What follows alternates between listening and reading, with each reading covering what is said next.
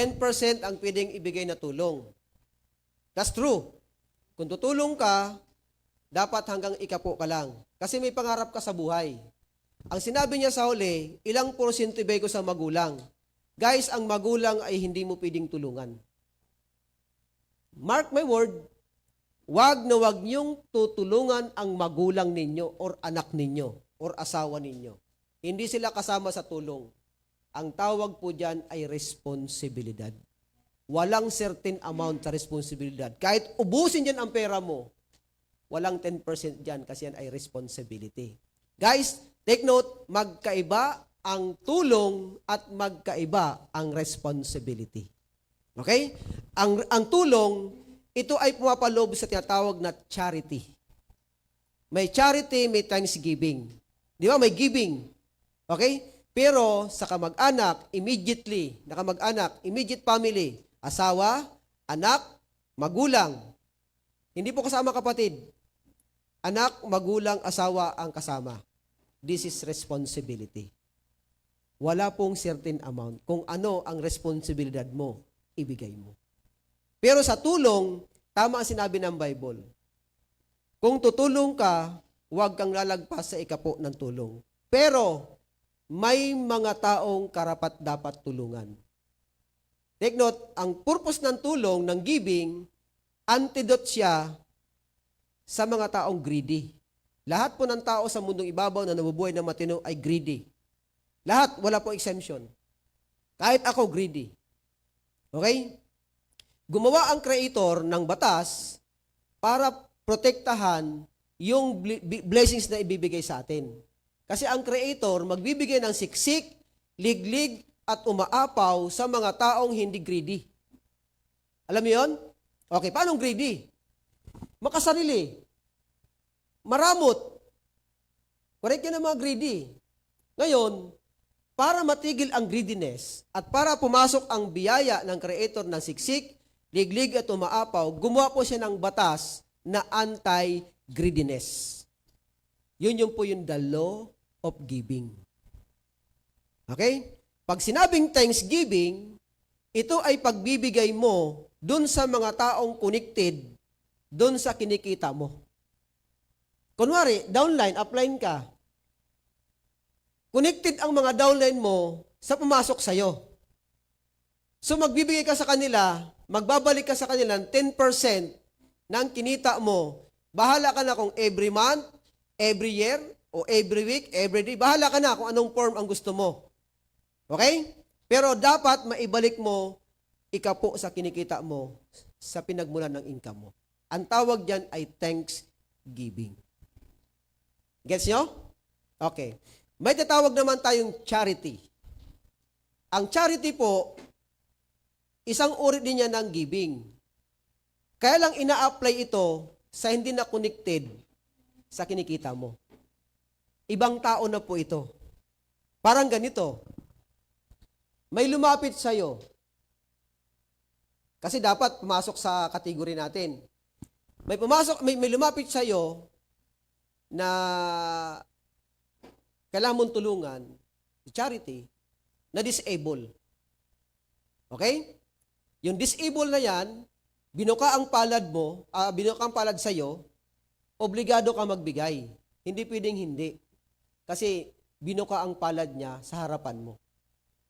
Magkano bibigay mo? O ngayon, ang kinikita natin sa bonus natin, 1.5. Magkano 10% nun? 1.5. 10% doon ay 150. Tama ba? O yung 150 na yon, kapag na-commit mo yon sa araw na to, na ibibigay mo as charity, huwag mong gagalawin yung pag hindi mo na ibigay.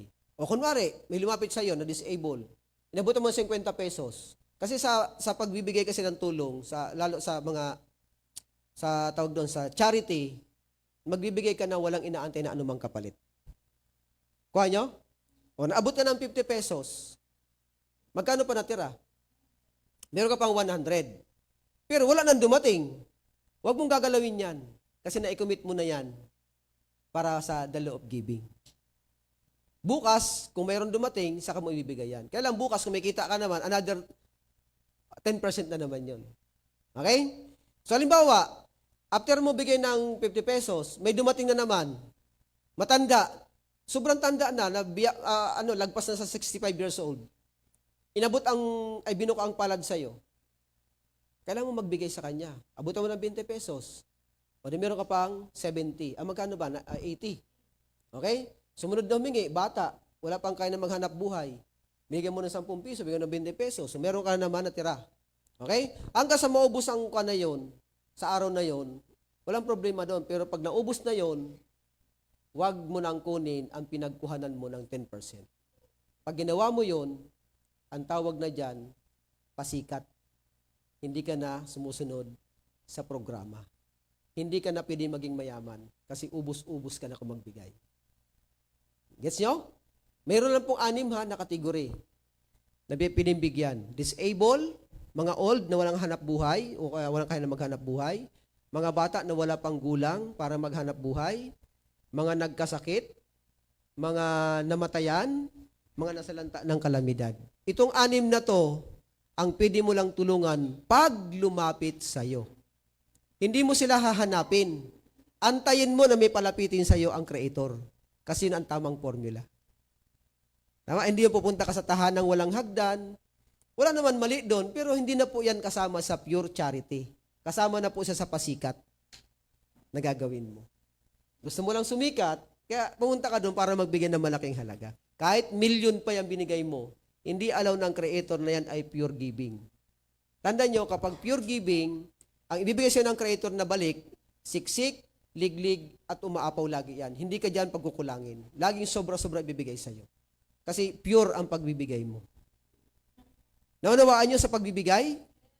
Sa tanong niya ha, ang tanong niya, ilang porsyento ba sa magulang? Walang porsyento. Kasi sa magulang, yan ay responsibility.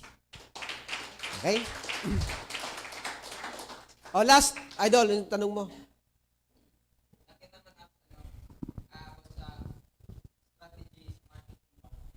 Strategy.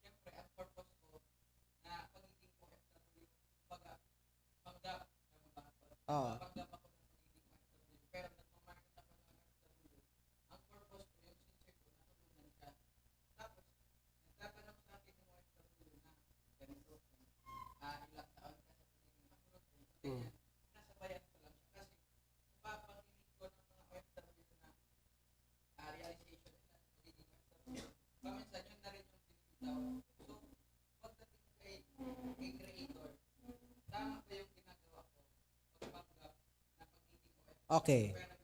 Yun tanong mo, yun ba? Yung pinakatanong mo. So, ang tawag dyan sa strategy na ganyan ay white lies. Take note, ang white lies ay kasama sa dreams, pangarap. Okay? Parang ang pinaka-best example na maintindihan nyo. Ako nag-aaral akong engineer. Kunwari, nag-aaral ako ng civil engineer. Tapos, pag uwi ko sa bahay, ang sabi sa akin ng mga kasama ko sa bahay, ay, kumusta ang engineer? Ano sasagot ko? Okay naman. Pero engineer na nga ba ako? Kakatungtong ko lang ng engineer, kinukumusta ng engineer. Mali ba yon? Na inaccept ko na engineer na ako? Walang mali doon Kasi ang pinag-aralan ko talaga, engineer. Tama. So, yung strategy na yan, ina-allow ng Creator yan, basta't malaga intention mo. Hindi yan kuhan. Mayroon kasi tatawag na white lies and true lies. Ang white lies, nakakatulong ka na maragdagan ang buhay ng tao. Ang true lies, nakakapatay ka ng tao. Nakakadisgrasya ka ng tao. Ayaw ng Creator ng ganun. So yun ibig sabihin ng white lies and true lies. Kasi even mga na unang tao sa Bible, ginamit yon ng mga white lies na yon para mabuhay sila. So huwag kayong makonsensya na kayo ay nagkakasala at nagkakamali na maganda naman intensyon ninyo. O parang sinasabi ko sa inyo na kapag kayo ay nagmamarket ng OFW, ang weakness ng OFW, love. Isang napakalaging weakness ng OFW ay love. Kasi karamihan ng OFW ay single mom or single dad. So, naghahanap sila ng kakwentuhan man lang at nauuwi minsan sa usapang in love. O, ikaw naman as marketer, nagmamarket ka ng OFW, make it sure lang na itong minamarket mo ay hindi mo niloloko. Pwede kang magpanggap na feeling close kayo or feeling jowa kayo.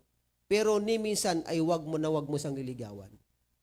Kasi once na niligawan mo na yan, nagkakaroon ka ng commitment. At ang commitment po, walang pinag-iba sa yes, I do. Okay? Wag na wag kayong magjojowa hanggat maaari ng OFW. Lalo kung hindi naman talaga totoong love mo yung OFW. At napipilitan ka lang para mapasali. Sinabi ko kanina sa inyo, the real name of God is love. Kaya sabi ng Panginoon Diyos, wag na wag niyong gagamitin ang aking pangalan sa walang kabuluhang bagay. At ang ginagamit ang love na yan sa walang kabuluhang bagay, subject po sila para parusahan ng Diyos araw-araw. Bawasan ang biyaya, bawasan ang kamag-anak, bawasan ang kaibigan, magkakasakit, magkakaproblema lang, mababaliw, mamamatay. Okay? Di ba sabi ng Creator, sapagkat ang kabayaran ng kasalanan ay kamatayan. Akala ko mamatay ka na ngayon, nagkasala ka ngayon. No, iksi lang ang buhay mo. Kapag nagugutom ka, na-stress ka, lahat yun ay nagpapabawas ng buhay. Yun pong ibig sabihin ng Panginoon Diyos doon. Tama? Kaya wag na wag kayong gagawa lagi ng kasalanan araw-araw. Kasi instead na mabuhay kayo ng 80 years old, baka 40 years old pa lang, paktay ka na. Sa kagagawa mo ng pagkakamali. Okay? So yun po yun na ibig sabihin nun na white lies ay kasama sa dreams. Pangarap po yan, pangarap. Di ba sinabi nga in Napoleon Hills, fake it until you make it. Ngayon, nagpapanggap ka lang. Parang ginawa ko dati. Nung nag-umpisa pa lang sa network, lagi akong may nakasukbit na susi ng kotse. Pag hindi kita kilala, piling mo sa akin, may kotse talaga. That is the law of attraction. Kasalanan ba yon? Naglagay ako ng susi nung wala akong kotse.